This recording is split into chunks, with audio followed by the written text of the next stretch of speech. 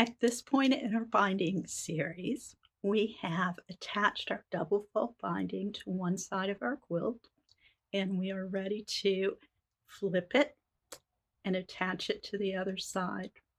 We are almost there, folks.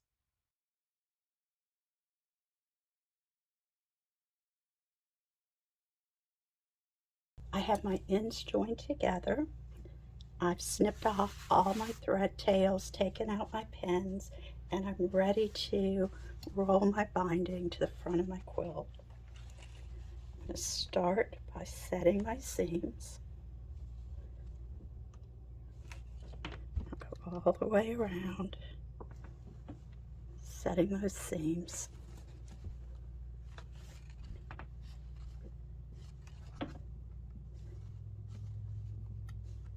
Once they're all set, just a little light bit of water. Just going to open them out by running my iron right along the edge of them. So I'm not pushing, I'm not tugging, I'm not distorting. I'm just letting my iron do the work of lifting those seams up. Once they're lifted, I can just set my iron in place and press them down.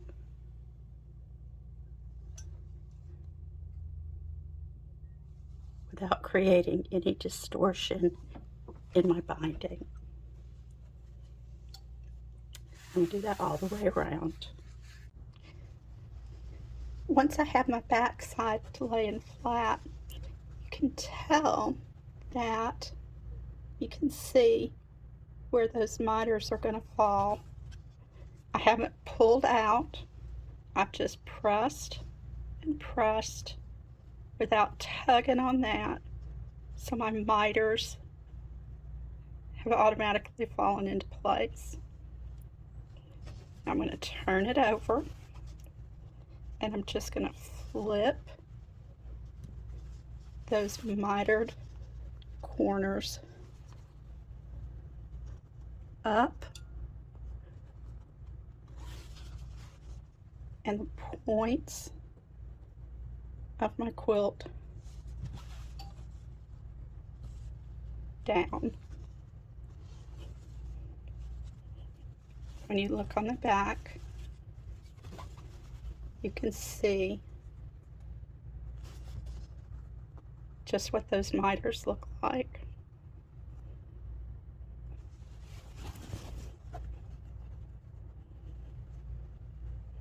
And they're all already right in place.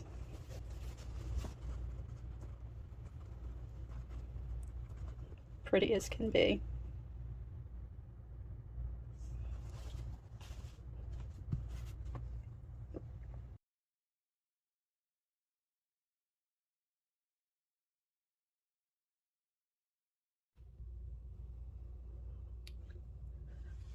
Once I have all my miters turned, I'm going to roll my binding to the top and clip it in place. And this little line of stitches is where I sewed the on in the back. I want to set my top edge just barely past that little line of stitches, because I'm going to do the best I can to sew right over or right beside that line and as close to the edge of my binding as I can without losing it and going over into my quilt. So I'm going to do that all the way around. I've clipped all the way around. As you can tell, I am a big fan of more clips instead of less in this step, because it's much easier to nudge things around here than it is once I have it under my sewing machine. To miter the corners, For my 90-degree corners, I can just fold from one side, get it nice and smooth. Then I can hold it in place with my stiletto. Fold up the other side.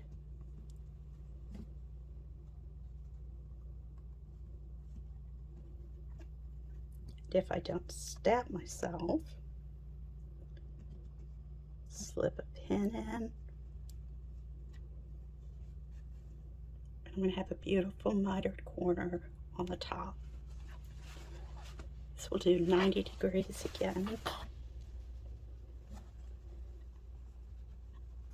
Fold one side over, hold it in place, fold my other side up,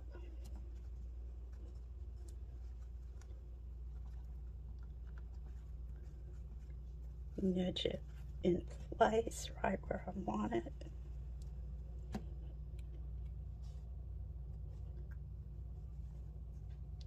Put in a pin without stabbing myself.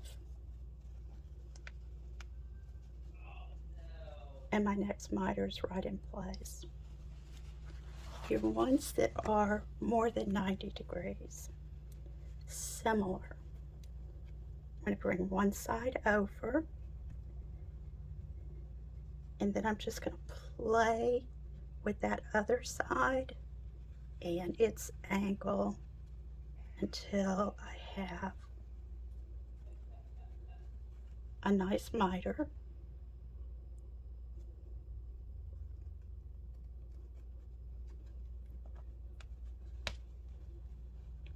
And again, I'll just pin that in place.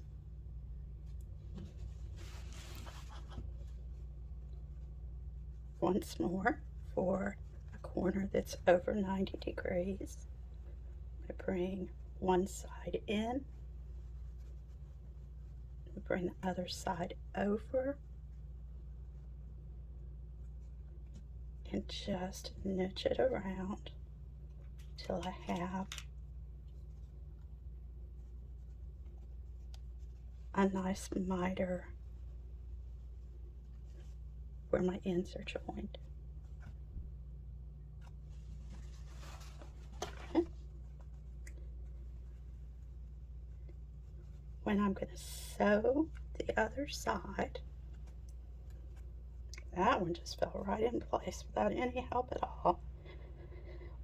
When I'm going to sew on this side, I want to sew, there we go,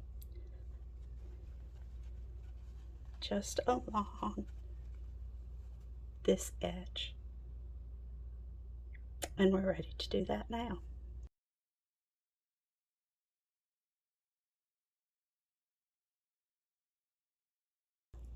I know if I move my needle position 3 to the left and I place my binding right along this edge, I'm going to sew right just barely over the edge of that. If I use my stiletto, I can feel where that seam is. It's right there. That right there is where my bobbin thread is showing through. And I'm just stitching along, taking my time, being patient, making sure that everything's going down right where I want it to be. I have used contrasting thread so it's easy for y'all to see, but if you use the coordinating thread,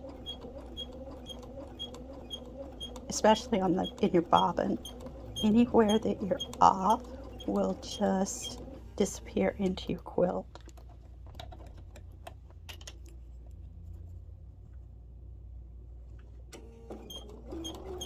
I'm going to stitch my sides just like this, all the way around, being patient.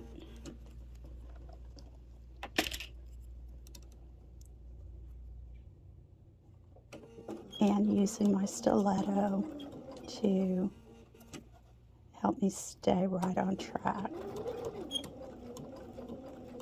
Okay. When I get to a miter, I'm still using my stiletto, and I'm going to pull that pin out and use my stiletto to hold my fabric right where I want it to be. Okay. So I'm stitching right up to that corner. I'll lift my presser foot.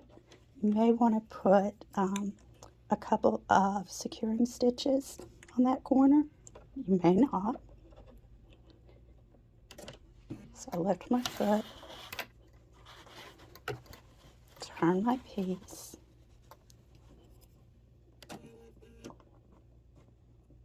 and follow the exact same method down this side and around all my corners.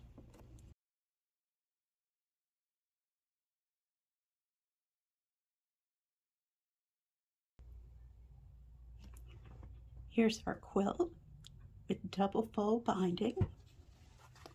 We have beautiful mitered corners, both 90° and greater than 90°. The front looks great.